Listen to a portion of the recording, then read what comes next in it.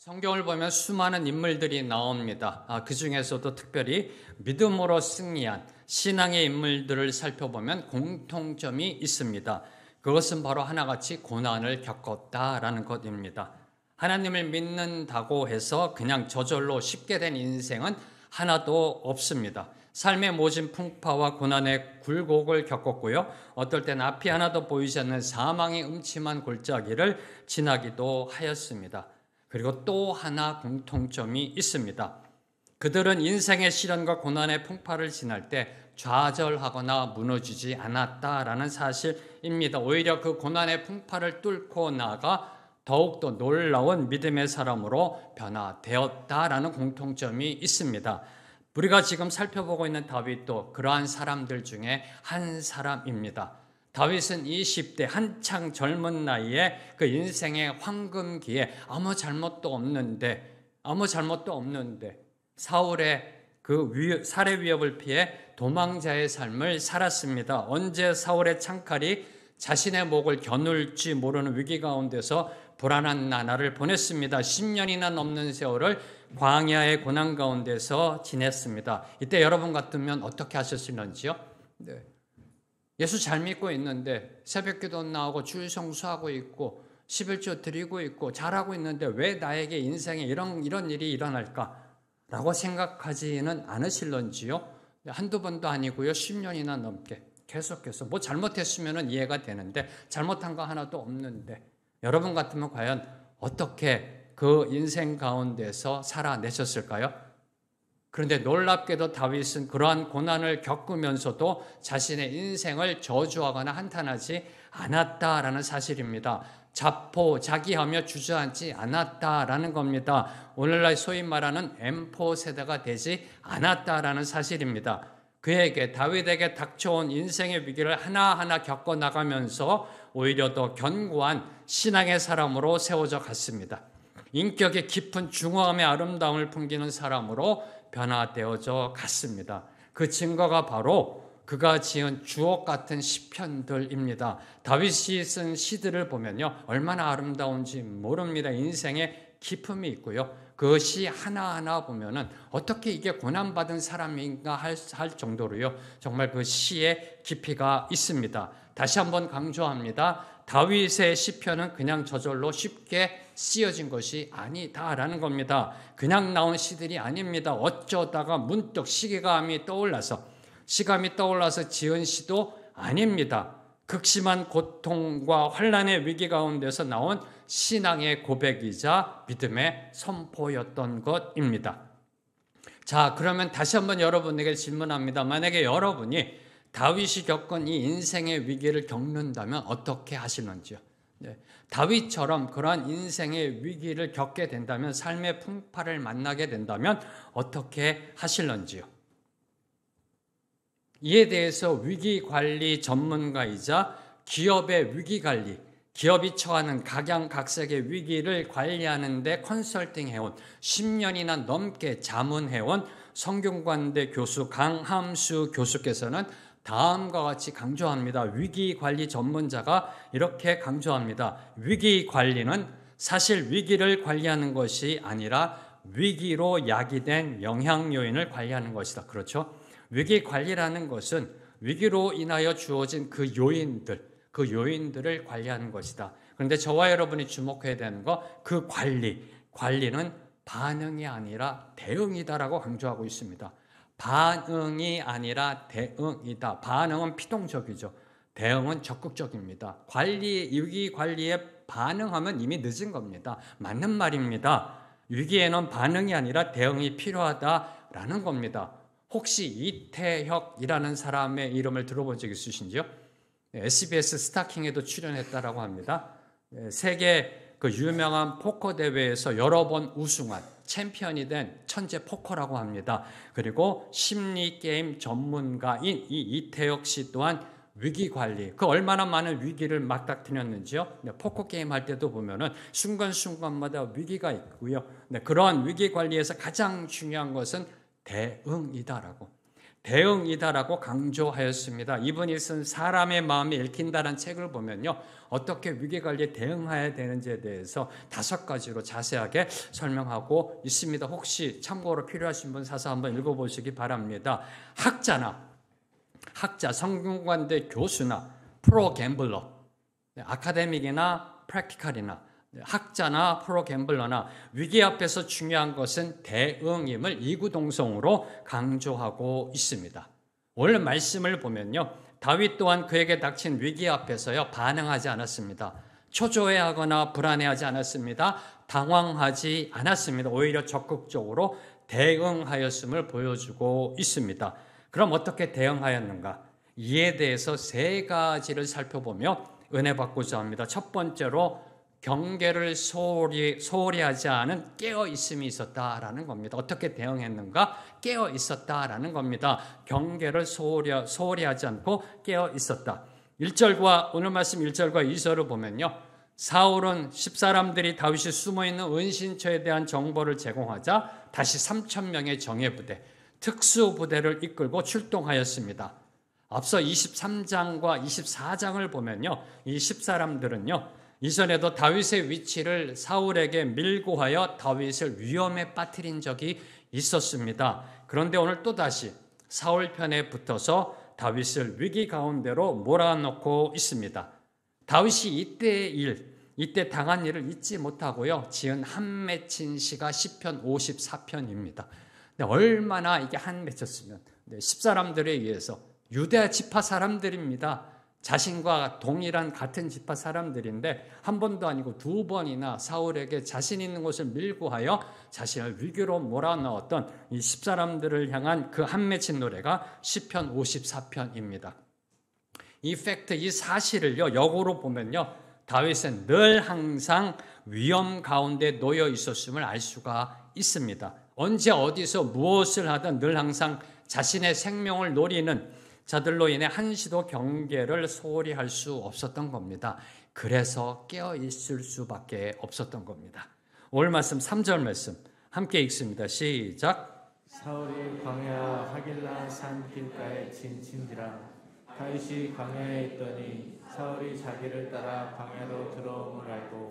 다윗이 광야에 있더니 사울이 자기를 따라 광야로 들어옴을 알고라고 성경은 말하고 있습니다. 알고. 자, 이는 다윗이 만일의 사태에 대비해 경계를 게을리하지 않았음을 보여주고 있는 겁니다. 사랑하는 성도 여러분, 위기는 예고 없이 찾아옵니다. 그렇죠?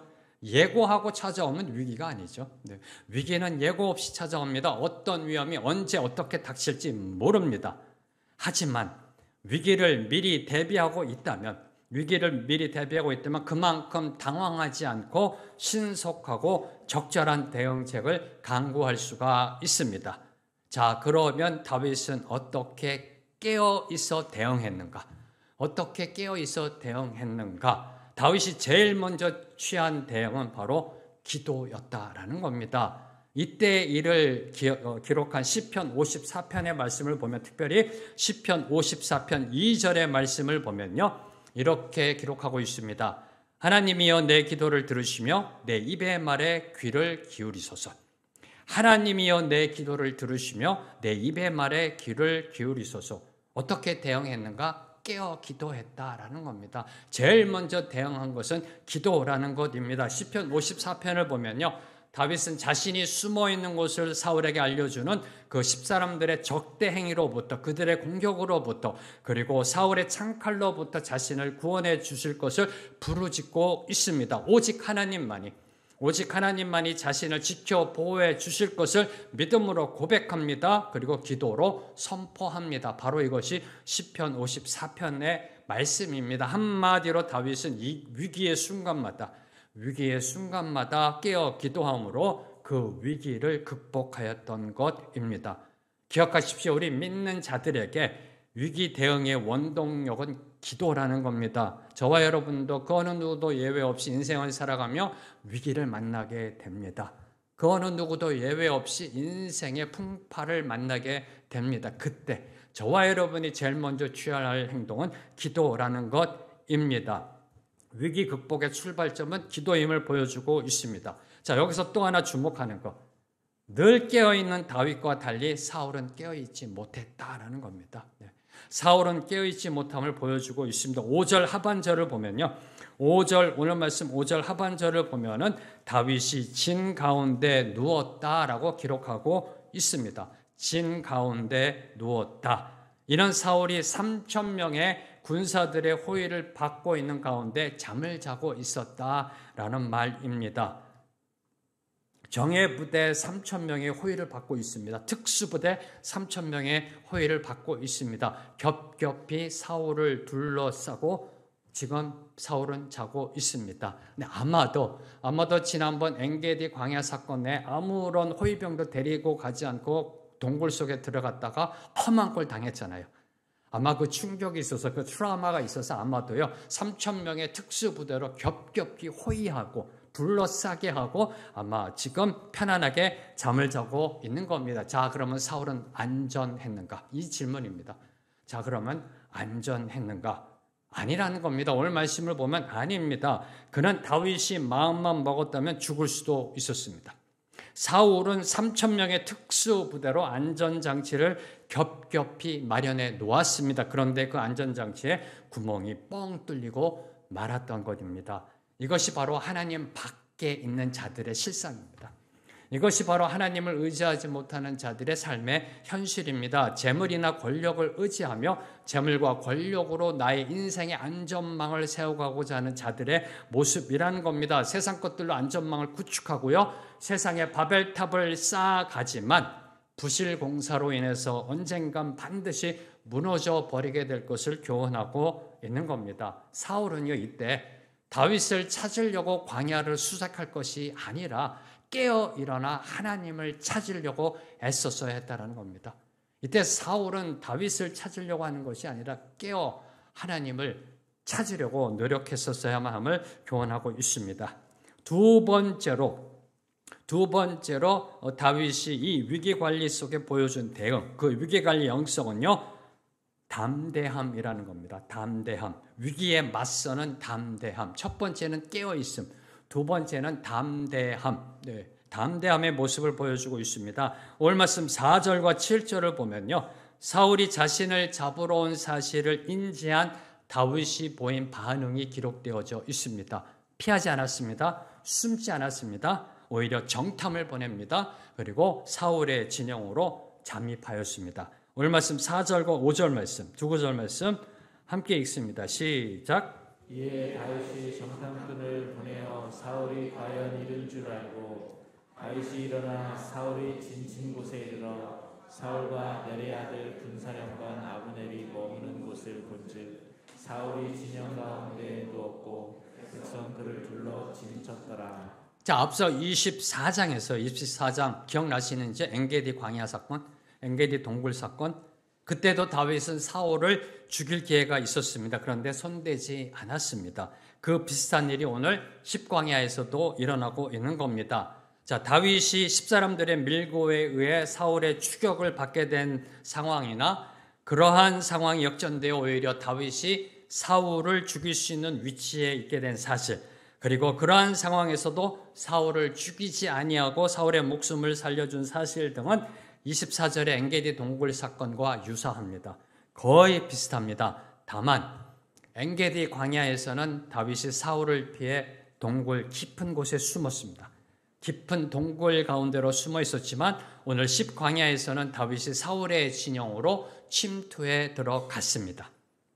다윗은 이제 더 이상 이전처럼 숨어 있지만은 않았다라는 겁니다. 동굴 깊은 곳으로 들어가 사울이 제풀에 지쳐 돌아가길 기다리지도 않았습니다. 블레셋 군대가 쳐들어와서 제발 사울이 군대를 돌리기를, 회근하기를 기다리지도 않았습니다. 오히려 정탐꾼을 보냅니다. 사울의 동태를 살핍니다. 현황을 살핍니다. 그리고 직접 사울의 진영에 침투하기까지 하였습니다. 뭘 의미할까요? 이 문맥이 저와 여러분에게 주는 의미는 과연 무엇일까요? 이제 다윗은 더 이상 사울을 피해 다니는 도망자가 아니다라는 겁니다. 네, 더 이상 사울을 피해 다니는 도망자가 아니다. 다시 말해 이제 다윗이 이스라엘의 왕으로 등극할 때가 점점 가까이 다가오고 있음을 암시하고 있는 겁니다. 이제 다윗이 이스라엘의 왕으로 등극할 때가 가까이 오고 있다. 가까이 오고 있다. 성경에 기록된 다윗과 사울의 만남은 오늘이 마지막입니다. 오늘이 마지막입니다. 다시 만나지 않습니다. 이 사무엘상 26장이 다윗과 사울이 만나는 마지막 만남의 장입니다.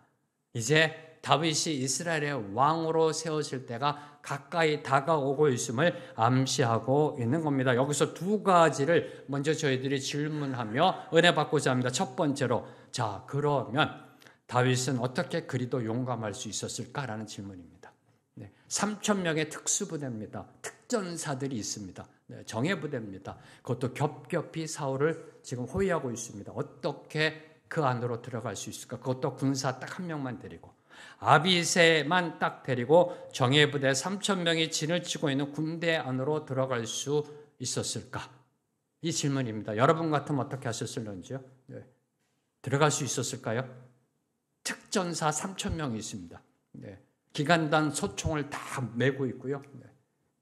여러분 같으면 들어갈 수 있었을런지요? 어떻게 다윗이 그리도 담대하게 사울 진영 안으로 들어갈 수 있었을까?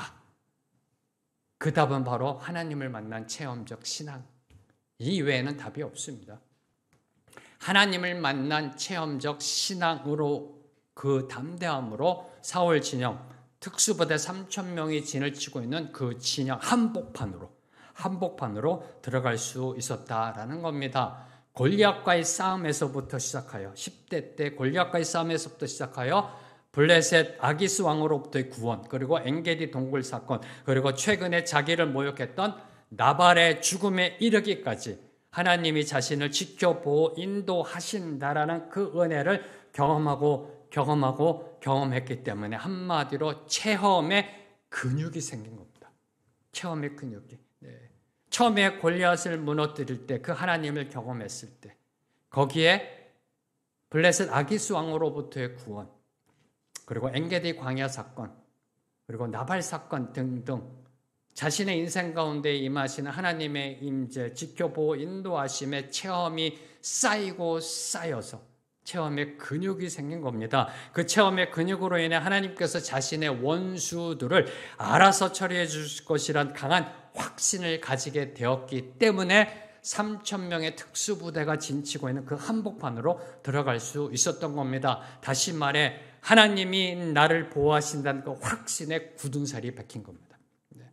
확신의 굳은 살이 박혀서요, 그 굳은 살로 들어갈 수 있었던 겁니다. 바로 이것을 증명하는 것이 오늘 말씀 10절 말씀입니다. 10절 말씀 보세요. 다윗이 또 이르되 여호와께서 살아계심을 두고 맹세하노니 여호와께서 그를 치시리니 혹은 죽을 날이 이르거나 또는 전장에 나가서 망하리라. 확신이 있습니다. 자신을 지켜 보호해 주실 것이라는, 사울이 나를 죽일 수 없다라는 강한 확신에 굳은 살이 배겨져 있었기 때문에 하나님의 임재 체험의 근육이 생겨서 그 확신의 굳은 살로 그 다윗의 그 사울의 그 진영 한복판까지 담대함으로 들어갈 수 있었던 겁니다. 자, 그러면 두 번째 질문이요.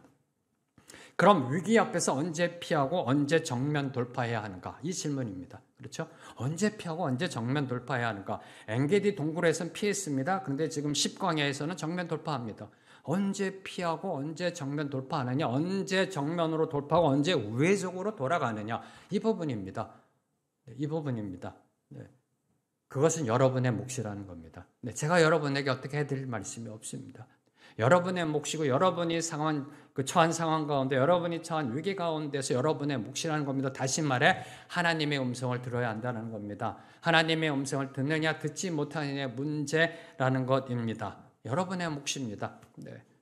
정답이 없습니다. 일반화시켜서 공식처럼 이야기할 수 있는 게 아닙니다. 위기가 한두 번 오나요?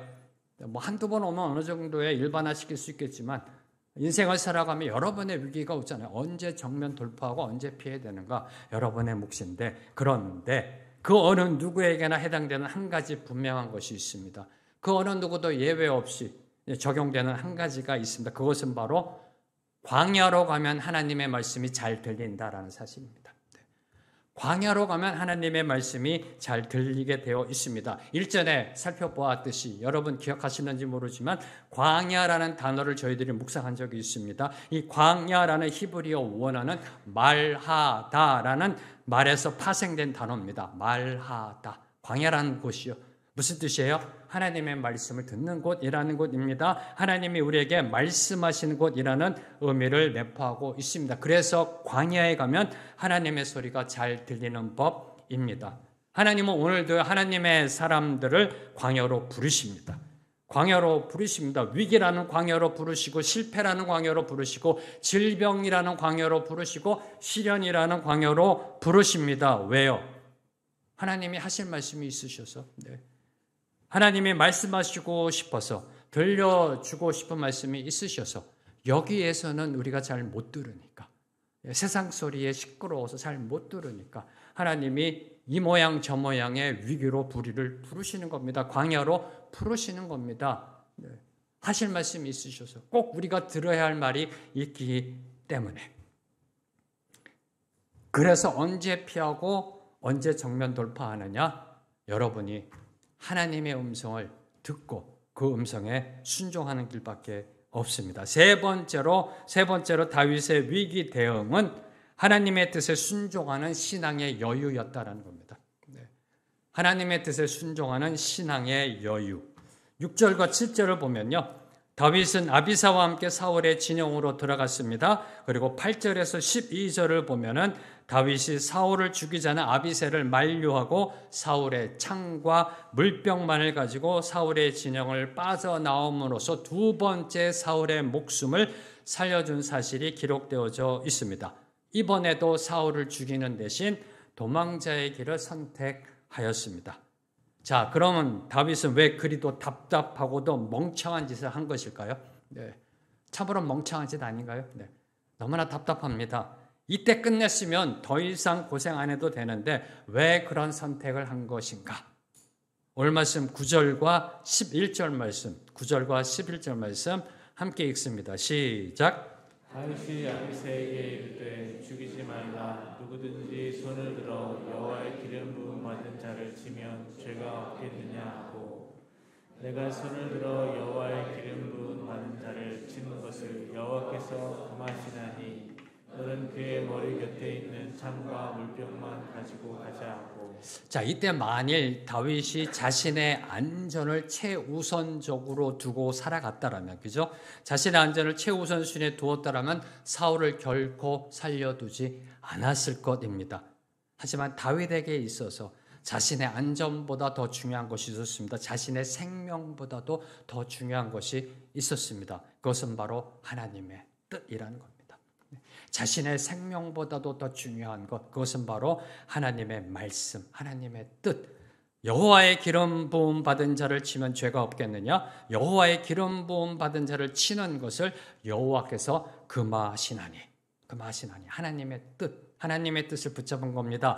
다윗이 사울을 죽이지 않은 것은 하나님의 뜻에 순종한 신앙적 결단이었다라는 겁니다. 신앙적 결단이라는 것이요. 특별히 인생의 위기 가운데서 우리가 신앙적 결단을 해야만 할 때가 있습니다. 신앙적 결단이라는 것은요, 인간의 계산기를 두드리며 플러스만 하고 마이너스만 안 하는 것이 아니라는 겁니다. 네. 신앙의 결단이라는 것은요, 손해보고 양보하고 희생하면서까지도 해야 하는 것이 바로 신앙적 결단이라는 것입니다. 여기서 제가 설교를 마치면 저게 도대체 무슨 소리 하실 겁니다. 네, 그래서 좀 더 구체적으로 바로 이 신앙적 결단, 하나님의 뜻에 순종하는 이 다윗의 신앙적 결단이 무엇인지 구체적으로 세 가지를 살펴보고 오늘 말씀을 맺도록 하겠습니다. 첫 번째 8절을 보면 사울을 비롯하여 사울의 군사들이 다 잠에 빠진 것을 확인한 아비새가 이렇게 선포합니다. 8절 말씀 함께 읽습니다. 시작. 아비새가 다윗에게 이르되 하나님이 오늘 당신의 원수를 당신의 손에 넘기셨나이다. 그러므로 청하오니 내가 창으로 그를 찔러서 한 번은 땅에 꽂게 하소서. 내가 그를 두 번 찌를 것이 없으리라 하니. 아비새는 지금 상황을 하나님께서 사울을 다윗의 손에 붙이신 것이다라고 해석하고 있습니다. 상황을 그렇게 해석하고 있습니다. 하나님이 기회를 주셨다라는 겁니다. 상황을 보면 그의 말이 맞는 것 같습니다. 그렇죠?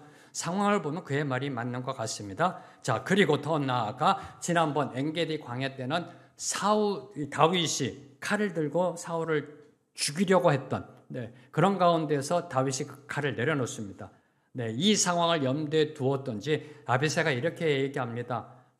다윗이여, 만약에 못 죽이겠다면 내가 죽이겠습니다라고 지금 이야기하고 있는 겁니다. 다윗이 자신의 손으로 사울을 죽이는 것이 꺼려진다면 자기가 죽이겠다라고 제안합니다. 나중에 혹시라도 사울을 죽인 것 때문에 문제가 된다면 다윗 자신은 원하지 않았는데 부하 아비새가 억지로 나서서 죽였다라고 말하면 된다는 것입니다. 그런데 다윗은 그렇게 하지 않았습니다. 사울을 죽이자는 아비새를 만류하였습니다. 이를 통해 저와 여러분이 반드시 깨달아야 될 영적 사실이 하나 있습니다. 그것은 바로 모든 것이 나에게 유리한 상황으로 흘러간다고 해서 그것이 곧 하나님의 뜻은 아니다라는 겁니다. 참으로 중요한 교훈입니다. 다시 선포합니다. 모든 것이 나에게 유리한 상황으로 흘러간다고 해서 그것이 곧 하나님의 뜻은 아니다. 하나님의 뜻은 아니다. 절대적으로 모든 상황이 나에게 유리하니까 이건 하나님의 뜻이야 라고 하면 안 된다는 겁니다. 물론 하나님의 뜻일 때도 있지만 그 등식이 성립이 안 된다라는 겁니다. 신앙적 결단할 때 매우 중요한 영적 사실입니다. 자, 예를 들겠습니다. 요나가 하나님으로부터 사명을 받습니다. 니느웨로 가서 복음을 전하라는 사명을 받습니다. 이에 요나는 하나님의 사명을 거부합니다. 어떻게 이방인에게 하나님의 말씀을 전하고 그들이 구원받을 수 있습니까? 라고 그렇게 마음 먹고 니느웨로 가지 않고 반대 방향 다시스로 가려고 합니다. 그때 때마침 다시스로 가는 배가 대기 중이었었습니다. 하나님의 뜻인가요? 하나님의 응답인가요? 환경이 열린다고 무조건 다 하나님의 응답이 아니다라는 것입니다. 하나님의 말씀과 뜻을 상황과 환경에 따라 곡해할 수도 있다라는 것입니다. 자기 임의대로 해석하다 보면 전혀 엉뚱한 의미로 이해할 수도 있습니다. 그래서 중요한 것이 성령의 조명하심, 성령이 빛을 비추어 주심, 성령이 우리를 깨우쳐 주심, 깨닫게 해주심. 하나님의 시각으로 보기 위해서는요, 하나님의 영인 성령의 음성을 들어야 한다는 겁니다. 성령 안에 거하여만이 하나님의 뜻을 올바로 깨달을 수 있다라는 겁니다. 그래서 좀 천천히 가자라는 겁니다. 저희 교회는 좀 천천히 가자.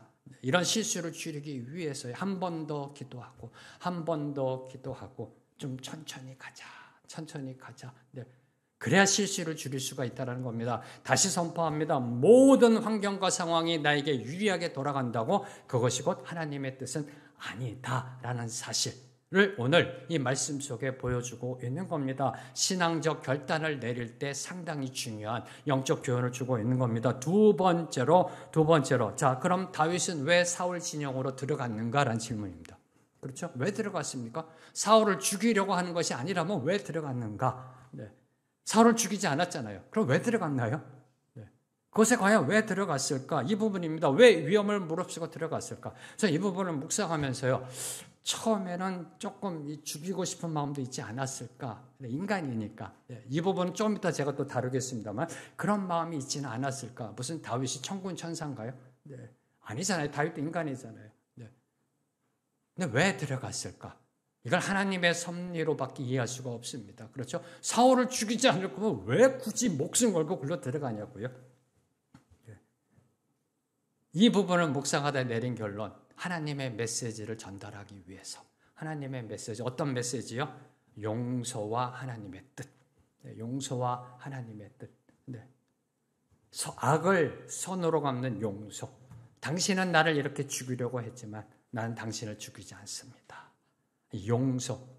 그리고 자신이 장차 하나님의 지켜보호하심으로 이스라엘의 왕으로 세워질 것이라는 하나님의 뜻을 전하기 위해서 이 용서와 하나님의 뜻에 대한 선포가 여러분이 나중에 한번 읽어보세요. 이 13절과 25절에 기록되어져 있습니다. 다시 오늘 본문 말씀을 25절까지 하려고 하다가 너무 길어서요. 네. 나중에 여러분이 한번 이 26장 13절에서 25절을 읽어보시면 다윗과 사울의 대화가 기록되어져 있습니다. 네. 바로 용서와 하나님의 뜻, 그 메시지를 전달하기 위해서 이 메시지를 통해 사울에게 돌이킬 수 있는 기회를 주기 위해서 하나님은 또 한 번 다윗을 사울에게 보내셨던 겁니다. 이게 하나님의 섭리고요. 하나님의 오래 참으심의 은혜임을 보여주고 있는 겁니다. 마지막으로 묵상하는 것. 자, 오늘 사태는 참으로 인생의 고비였습니다. 그렇죠? 네, 인생의 고비예요. 안 그런가요? 누구에게요? 사울에게요? 네, 죽을 수도 있었으니까? 아니요. 사울에게가 아니라 다윗에게 최대 인생의 고비였다라는 겁니다. 네.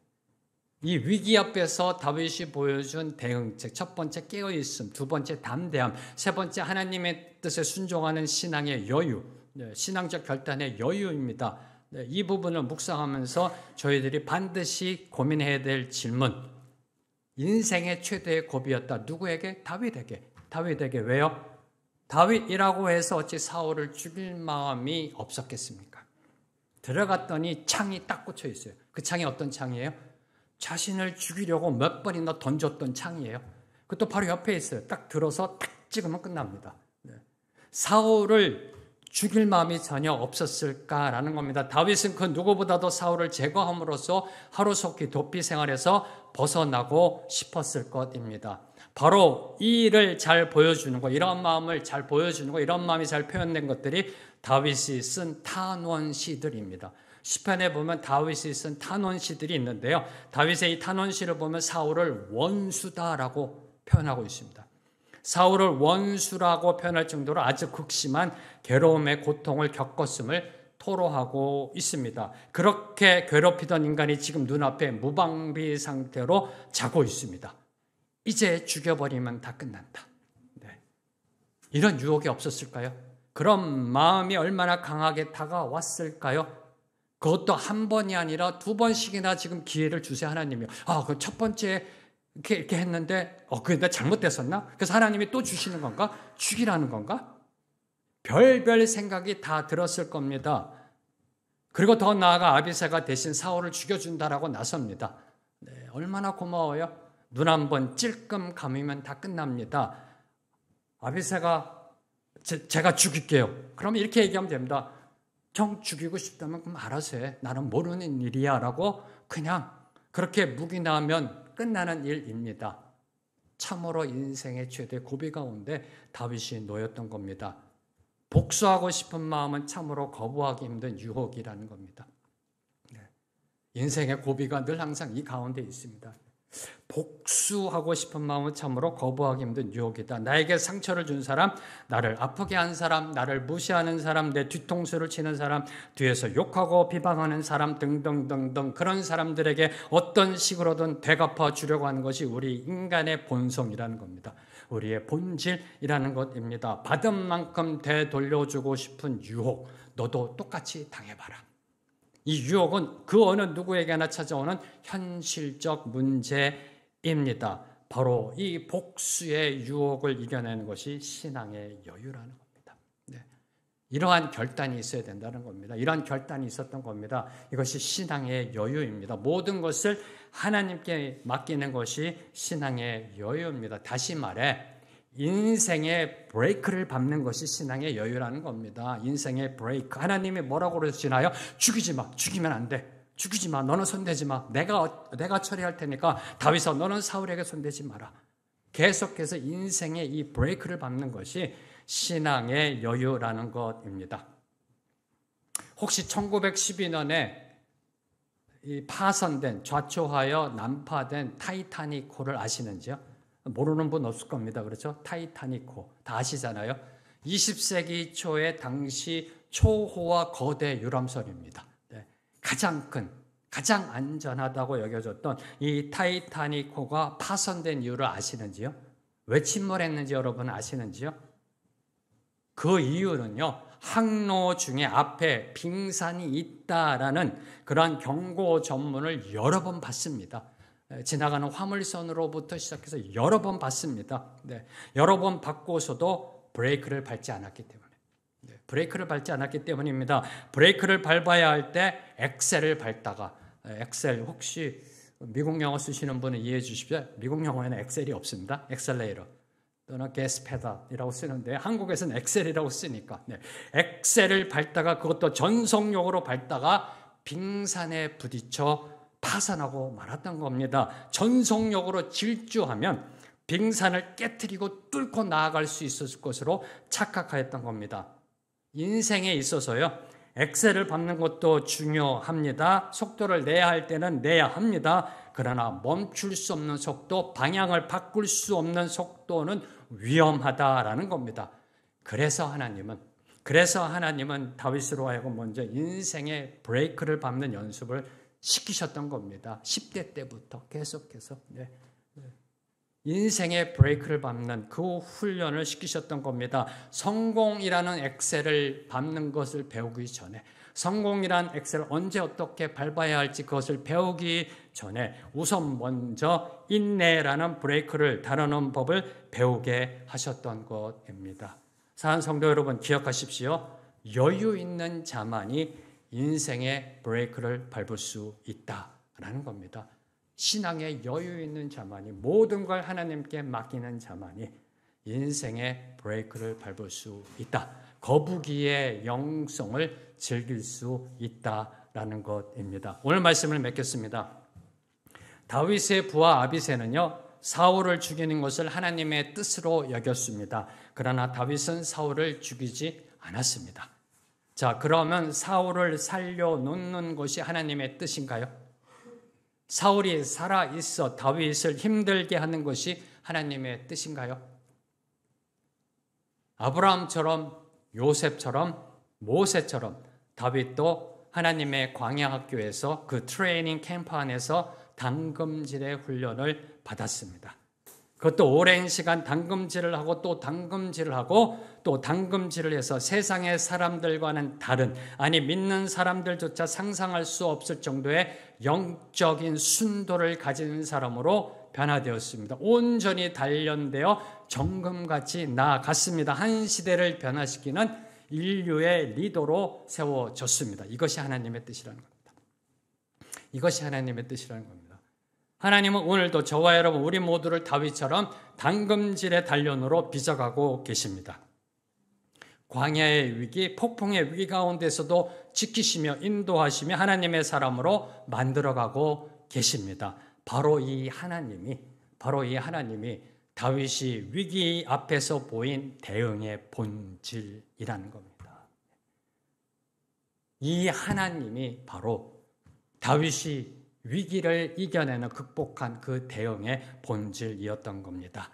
사랑하는 성도 여러분, 오늘 이 시간 이 하나님, 오늘도 우리와 함께 하시는 그 하나님을 한 목소리로 찬양하며 나아갑니다. 하나님은 너를 만드신 분, 너를 가장 많이 알고 계시며 하나님은 너를 만드신 분, 너를 가장 깊이 이해하신단다. 함께 찬양하시겠습니다.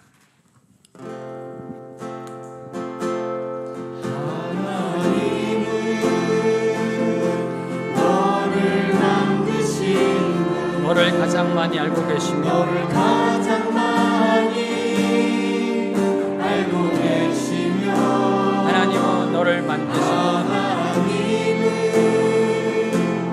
너를 만드신 너를 가장 깊이 이해하신단다. 가장 깊이 이해하신단다. 하나님은 너를 지키시는 분, 지키시는 너를 절대 포기하지 않으며 너를 절대 포기하지 않으며 하나님은 너를 지키시는 분, 하나님은 너를 지키시는 너를 쉬지 않고 지켜보신단다. 너를 쉬지 않고 지켜보신단다. 그의 생각 셀 수 없고 그의 생각 그의 자비 보응하며 그의 자비